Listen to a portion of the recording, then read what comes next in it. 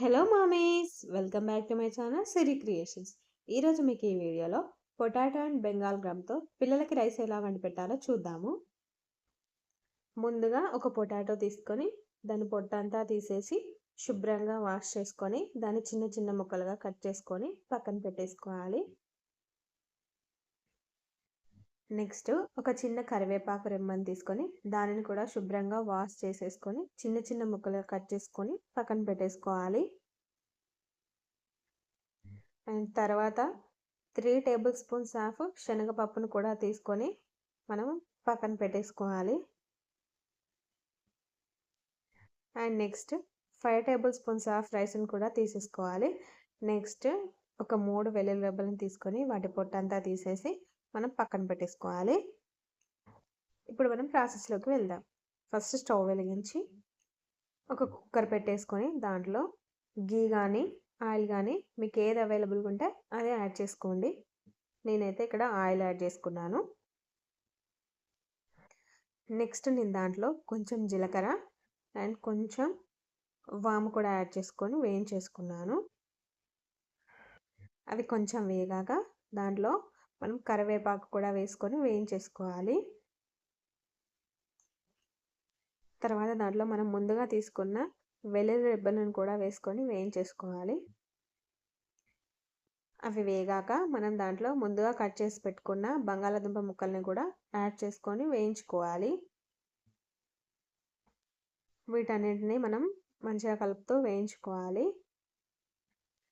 And పొటాటోని మనం పిల్లలకి ఇవ్వడం వల్ల వాళ్ళు త్వరగా వెయిట్ గెయిన్ కూడా అవుతారు. అండ్ నెక్స్ట్ దీంట్లో మనం ముందుగా నానబెట్టి పెట్టుకున్న శనగపప్పును కూడా వేసుకొని వేయించుకోవాలి. అండ్ దీన్ని మనము 1 or 2 hours ముందు నానబెట్టుకొని తీసుకోవాలి, లేదంటే అది ఉడకదు. రైస్ ఉడుకుతుంది కానీ శనగపప్పు ఉడకదు. ఇలా మనం నానబెట్టి తీసుకుంటే అది త్వరగా ఉడికిపోతుంది. అండ్ శనగపప్పు వేసి మంచిగా కలుపుకోవాలి. నెక్స్ట్ దీంట్లో మనము ముందుగా వాష్ చేసి పెట్టుకున్న రైస్ని కూడా వేసుకొని కలుపుకోవాలి.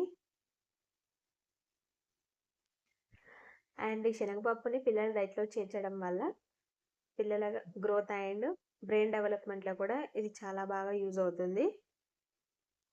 అండ్ దీంట్లో చాలా రకాలైన విటమిన్స్ అండ్ మినరల్స్ కూడా ఉంటాయి కాబట్టి దీన్ని పిల్లల డైట్లో తప్పకుండా యాడ్ చేయాలి. నెక్స్ట్ దీంట్లో మనము 2.5 గ్లాస్ ఆఫ్ వాటర్ యాడ్ చేసుకొని మంచిగా ఉడికించుకోవాలి. ఇలా వాటర్ యాడ్ చేసుకున్న తర్వాత దాంట్లో కొంచెం పసుపును కూడా యాడ్ చేసుకోవాలి. యాడ్ చేసేసుకొని మంచిగా కలుపుకొని మూత పెట్టేసి ఒక 5-6 మినిట్స్ వచ్చేంత వరకు మనము ఉడికించుకోవాలి. ఇలా ఉడికాక మనము దాంట్లో ఉన్న ఎయిర్ అంతా తీసేసి మూత తీసి చూస్తే మంచిగా మెత్తగా ఉడికిపోయింది. రైస్ అండ్ శనగపప్పు కూడా మంచిగా మెత్తగా ఉడికిపోయింది.